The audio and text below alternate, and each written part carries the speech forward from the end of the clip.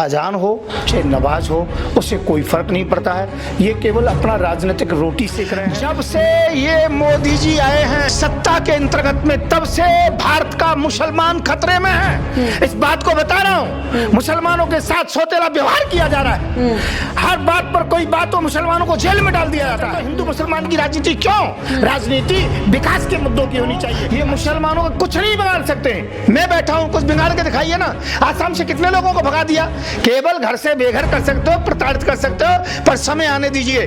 और समय आया ना तो जिन लोगों ने हिंदू मुसलमान की राजनीति की है उनकी जगह तो जेल के अंतर्गत होगी। यहाँ पर आरती भी होती है, नमाज भी होती है, यहाँ ईद भी मनाई जाती है और यहाँ दिवाली भी मनाई जाती है। हम लोग सब मिल करके रहते हैं और ये भारत सेकुलर देश है। हिंदू मुस्लिम सिख ईसाई सबका बराबर यहाँ पर हक है। फिर मुसलमान अजान क्यों नहीं कर सकते? मुसलमान जो कि वह नमाज अदा क्यों नहीं कर सकते? मुसलमान कोई खैरात का भंडारा क्यों नहीं चला सकते? जरूर चला सकते हैं। ये इनकी मानसिकता है, ऐसी मानसिकता नहीं रखनी चाहिए। इनकी पाकिस्तानी सोच है। नमस्कार, मैं शालिनी जौहर, आप देख रहे हैं पीआरबी न्यूज। इस समय हमारे साथ चर्चा करने के लिए एक बार फिर से आ गए हैं संत युवराज जी। इनसे तमाम मुद्दों को लेकर चर्चा करेंगे, लेकिन चर्चा की शुरुआत हम करेंगे कि कैसे पिछले कुछ दिनों में नमाज और अजान को लेकर जो है विरोध बढ़ता जा रहा है। पहले भारतीय जनता पार्टी के नेता कपिल मिश्रा ने इसका विरोध जताया था, अब अजान का विरोध करने आ गई हैं भारतीय जनता पार्टी की नेता सांसद प्रज्ञा ठाकुर। उन्होंने जो है अजान को लेकर एक टिप्पणी की है कि जो सुबह की अजान होती है उससे लोगों की नींद खराब होती है। इस पर आप क्या कहेंगे? जी नमस्कार देशवासियों, और मैं एक बात कहना चाहूँगा। जो मीडिया द्वारा जो प्रश्न पूछा गया है कि प्रज्ञा ठाकुर कहती हैं कि अजान के द्वारा नींद खराब होती है, ये बिल्कुल गलत कहती हैं। ये माइंडलेस होने का एक बहुत बड़ा जो कि एक प्रूफ है, ये पागलपन का। मैं कहता हूँ आरती हो चाहे नमाज हो चाहे किसी भी प्रकार से प्रेयर हो, किसी भी धर्म के विषय में अर्चना वंदना हो, उससे कभी नींद खराब नहीं होती है। उससे तो पापों से और मुक्ति मिलती है, उससे खुशहाली होती है। तो मैं ये कहना चाहता हूँ अजान हो चाहे नमाज हो, उससे कोई फर्क नहीं पड़ता है। ये केवल अपना राजनीतिक रोटी सेक रहे हैं। मैं इनका विरोध करता हूँ, क्योंकि ये वोट के लिए यहाँ तक भी गिर सकते हैं कि हिंदू मुसलमान में भेद, कुरान और गीता में भेद, प्रार्थना आरती और जो कि अजान के अंतर्गत में भेद। मैं ये कहता हूँ ये इनकी गिरी हुई नीच हरकत है, इनका मैं विरोध करता हूँ। प्रज्ञा ठाकुर ये भी कह रही हैं कि जो बीमार लोग होते हैं वो रात भर सो नहीं पाते और जब सुबह उन्हें नींद आती है तो ये अजान उनकी नींद में विघ्न डालते हैं। ये वही प्रज्ञा ठाकुर है जो आतंकवादी थी। ये वही प्रज्ञा ठाकुर है जो बम बनाने की फैक्ट्री की चर्चा करती थी। और वो वही प्रज्ञा ठाकुर है, इसी कारण से आतंकवादी गतिविधियों के अंतर्गत में ये जेल में गई थी। आज कहती है कि अजान करने से नींद नहीं आती है। मैं ये कहना चाहता हूँ अजान एक भगवान को प्यार करने का और भगवान को एक याद करने का तरीका है। मैं ये कहना चाहता हूँ अजान की जो बात है और प्रार्थना की बात है, आरती की बात है, इसमें कोई भेद नहीं है। हम गंगा जमुना तहजीब के द्वारा पले हुए हैं। यहाँ पर आरती भी होती है, नमाज भी होती है, यहाँ ईद भी मनाई जाती है और यहाँ दिवाली भी मनाई जाती है। हम लोग सब मिल करके रहते हैं और ये भारत सेकुलर देश है। हिंदू मुस्लिम सिख ईसाई सबका बराबर यहाँ पर हक है। इस प्रकार से किसी को टारगेट करना ये उचित नहीं है, अच्छी बात नहीं है। हालांकि इससे पहले ही प्रज्ञा ठाकुर मुस्लिमों को टारगेट करते हुए कह चुकी हैं कि जो मंदिरों का धन होता है वो अल्पसंख्यकों के पास जाता है। मैं ये कहना चाहता हूं तो इसमें दिक्कत क्या है? अल्पसंख्यक के अंतर्गत में केवल मुसलमान थोड़ी आता है। ऐसी बहुत सी जातियां हैं जिनकी जो संख्या बहुत कम है। और मैं ये कहना चाहता हूं गरीबों के लिए, चाहे वो गरीब है, हिंदू हो, मुसलमान हो, सिख हो, ईसाई हो, कोई भी क्यों ना हो, उनके सहयोग के लिए जाता है तो फर्क क्या पड़ता है? मंदिरों का भी जाता है, मस्जिदों का भी जाता है, गुरुद्वारों को भी जाता है। गुरुद्वारे में कभी किसी को आज तक रोका है कि कोई भोजन ना ले? वहाँ मुस्लिम भी भोजन लेते हैं, वहाँ क्रिश्चियन भी भोजन लेते हैं, वहाँ हिंदू भी लेते हैं, वहाँ सिख भी लेते हैं। मैं ये कहना चाहता हूँ जाति और धर्म के ऊपर राजनीति करना छोड़े, विकास के मुद्दे लाए। भाजपा के पास कोई मुद्दे नहीं रहे। भाजपा की ये सोची साची साजिश है जिसका हम विरोध करते हैं। भारतीय जन जागृत पार्टी जिनका विरोध करती है। खुले में नमाज हो तो भाजपा के नेता हिंदू संगठन इसका विरोध जताते हैं। अब अगर अजान हो सुबह तो उस पर भी आपत्ति, आखिर क्यों? मैं ये कहना चाहता हूँ जब हमारे पास जगह नहीं होती है तो हम जागरण करते हैं। हम रास्तों में करते हैं, हिंदू लोग जागरण जो है भंडारे करते हैं, रास्ते में करते हैं, हम सत्संग करते हैं, रास्ते में करते हैं। कई बार हम गली मोहल्ले वालों को बात करके उनसे जो कि टेंट लगवा करके वहां पर भागवत कथा करते हैं। फिर मुसलमान अजान क्यों नहीं कर सकते? मुसलमान जो कि वह नमाज अदा क्यों नहीं कर सकते?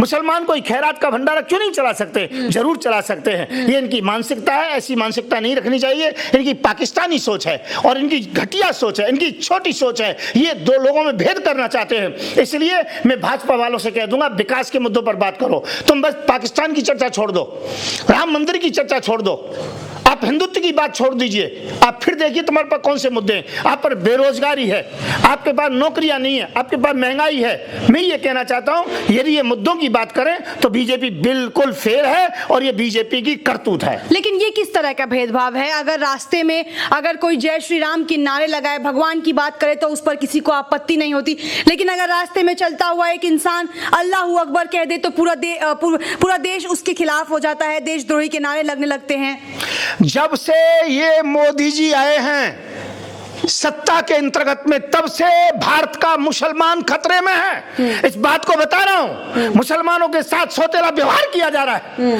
हर बात पर कोई बात हो मुसलमानों को जेल में डाल दिया जाता है। आप ये कहना चाहता हूं, इन्हीं बातों के लिए यदि मुसलमान कहें तो जो कि उनको जेल में डाल दिया जाता है, और इसी बातों को हिंदू कहते हैं तो उनको जेल में नहीं डाला जाता है। मैं ये कहना चाहता हूं, हिंदू मुसलमान की राजनीति क्यों? राजनीति विकास के मुद्दों की होनी चाहिए, अच्छे मुद्दों की होनी चाहिए। ये जो कि राजनीति नहीं होनी चाहिए। मोदी जी की इस राजनीति का हम विरोध करते हैं। मोदी सबसे ज्यादा गाय का मांस बेचते हैं, कांग्रेस से ज्यादा गाय का मांस अब जाता है विदेशों में। इसके विषय में मोदी जी कभी कोई शब्द नहीं कहते, कोई बात नहीं कहते। तो मैं ये कहता हूं, रास्ते में कोई जो कि नवाज अदा करे या भंडारा लगाए, दोनों के लिए छूट है, कोई परेशानी नहीं है। यदि कानून हो तो सबके लिए बराबर होना चाहिए। लेकिन चुनाव आते ही बीजेपी को मुस्लिम आखिर इतने खटकने क्यों लगते हैं? खटकने ही लगते हैं। यदि मुसलमानों का मुद्दा ना ले, इनके पास कोई मुद्दा ही नहीं है। इन्होंने एक दरार कर रखी है, हिंदू मुसलमान, हिंदू मुसलमान। यदि मुसलमान सत्ता में आ गए तो जो कि हिंदू खतरे में हो जाएगा, देश खतरे में हो जाएगा, ऐसे विचारधाराएं बना रखी हैं। इसलिए मैं कहना चाहता हूं, ये मुसलमानों का कुछ नहीं बिगाड़ सकते हैं। मैं बैठा हूं, कुछ बिगाड़ के दिखाइए ना। आसाम से कितने लोगों को भगा दिया? केवल घर से बेघर कर सकते हो, प्रताड़ित कर सकते हो, पर समय आने दीजिए। और समय आया ना तो जिन लोगों ने हिंदू मुसलमान की राजनीति की है, उनकी जगह तो जेल के अंतर्गत में होगी और कहीं नहीं होगी। मैं कहता हूं, भारत सबका है, हिंदू मुस्लिम सिख ईसाई सभी का है। यहां पर वो लोग नवाजे जाते हैं जो लोग गलत रास्ते पर हैं, और जो लोग अच्छे रास्ते पर हैं उनको जो कि कुछ नहीं, जो कि सूद साहब के लिए पुरस्कार नहीं मिला, और उस लेडीज को मिल गया पुरस्कार, कंगना को, जो भारत के शहीदों का अपमान करती है। ये देश के अंतर्गत में परंपरा भाजपा की गलत चल रही है। इस परंपरा का मैं विरोध करता हूं। तो आपको क्या लग रहा है, इस बार भी ये जो हिंदू और मुस्लिम की जो राजनीति चलती आ रही है, इससे बीजेपी को आने वाले विधानसभा चुनाव में फायदा होगा या नहीं? मैं ये बताना चाहता हूं बहन, अब बच्चे पढ़े लिखे हैं, युवा सब पढ़ा है, हर व्यक्ति जो है अब राजनीति में विकास की बात करता है, रोजगार की बात करता है। और ये हिंदू मुसलमान की बात करते करते, राष्ट्रवादिता की बात करते करते लोग थक गए हैं। इनको कोई भी किसी प्रकार का फायदा नहीं मिलेगा। अब यहां से आगे तो ये होगा, जिस जिस गांव में भी भाजपा वाले जाएंगे, इनके प्रत्याशियों के पीछे लोग दौड़ेंगे। पहले दौड़ते थे वोट देने के लिए, सम्मान करने के लिए, अब ये और कुछ करने के लिए। इनके हाथ में, सब लोगों के हाथ में हवाई चप्पल होंगी, क्योंकि ये कोरोना के टाइम पर जो गए थे तो ये चप्पलें घिस गई थी। जो हवाई जहाज में यात्रा कराने का सपना दिखाते थे, उनकी हवाई चप्पल घिस गई थी। घिसी हुई चप्पल हर लोगों के घर पर है, वो उनका जो कि स्वागत करेंगे। मैं ये कहना चाहता हूं, अब पागल नहीं है जनता, अब हर आदमी समझ गया ना, कोई हिंदू है ना मुसलमान है। अब हमारा विकास होना चाहिए, बच्चों की नौकरियां होनी चाहिए, बच्चों ने डिप्लोमा कर लिए हैं, महंगाई समाप्त होनी चाहिए, पेट्रोल डीजल सस्ता होना चाहिए, किसानों का कर्जा पटना चाहिए। ये सब मुद्दे होने चाहिए, इनके मुद्दे व्यर्थ के मुद्दे हैं। लेकिन आपने बात की कोरोना की, कोरोना को तो एक बड़ा सफलता बताती है बीजेपी सरकार उत्तर प्रदेश में, और बड़े बड़े होर्डिंग्स लगाए गए थे कि योगी सरकार ने जो है बड़ी सफलता दिलाई थी कोरोना पे। मैं ये कहता हूं बहन, यदि इतना जो ये विज्ञापन में खर्चा करते हैं, यदि इतना खर्चा उन लोगों पे करते, कोरोना के विषय में करते, तो हमारे पास वेंटिलेटर पूरे होते, हमारे पास हॉस्पिटल पूरे होते, हर चीज हमारे पास उपलब्ध होती।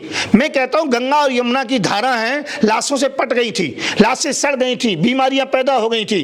कोरोना के अंतर्गत में भारत हारा है, मोदी जी हारे हैं। कहीं भी किसी प्रकार से मोदी जी को सफलता नहीं है। मोदी जी 8 फेल व्यक्ति है। 3 साल में इनके साथ रहा हूं, भिक्षावृत्ति किया, मुझे मालूम है वो कैसे व्यक्ति हैं। ये देश का दुर्भाग्य है कि मोदी को जो कि प्रधानमंत्री बनाया है। मैं कहूंगा कोरोना की किसी प्रकार की कोई सफलता नहीं है। अमित शाह अब जो है वाराणसी पहुंच गए हैं, वहां पे जीत का मंत्र दे दिया गया है। क्या लग रहा है कि चुनाव जीतना अब कितना आसान होगा उनके लिए? मैं 19 तारीख को मैं पहुंच रहा हूं बनारस के अंतर्गत में, और इनका कोई भी किसी प्रकार का कोई मुद्दा नहीं है, और हर आदमी समझ गया है जो कि अमित शाह के लिए हर चीज के लिए अब अमित शाह के जाने से कोई फर्क नहीं पड़ेगा। यदि अमित शाह में कोई इस प्रकार की बात होती तो दिल्ली के अंतर्गत में केजरीवाल नहीं आते, अमित शाह ही जीतता, भाजपा जीतती। परंतु हर जगह पर भाजपा को बार बार जो कि मात दी जा रही है और भाजपा बार बार हार रही है। और मैं कहता हूं भाजपा को विकास के मुद्दों की जरूरत है। ये राम मंदिर के मुद्दे और हिंदू मुसलमान के मुद्दे बिल्कुल समाप्त हो चुके हैं, हर जनता जान चुकी है। भारतीय जन जागृति पार्टी 400 यूनिट बिजली फ्री देगी। तो ये थे हमारे साथ भारतीय जन जागृति पार्टी के राष्ट्रीय अध्यक्ष संत युवराज जी, जिनका गुस्सा आपने देखा और उन्होंने ये साफ कर दिया है कि इस बार उत्तर प्रदेश में भारतीय जनता पार्टी बुरी तरह से फेल होगी। और एक बार फिर से इन्होंने ये ऐलान कर दिया है कि इस बार उत्तर प्रदेश में मुख्यमंत्री एक मुसलमान ही होगा। अब मुख्यमंत्री कौन बनता है ये तो आने वाला वक्त ही बताएगा। ऐसी खबरों के लिए आप देखते रहें PRB न्यूज। धन्यवाद।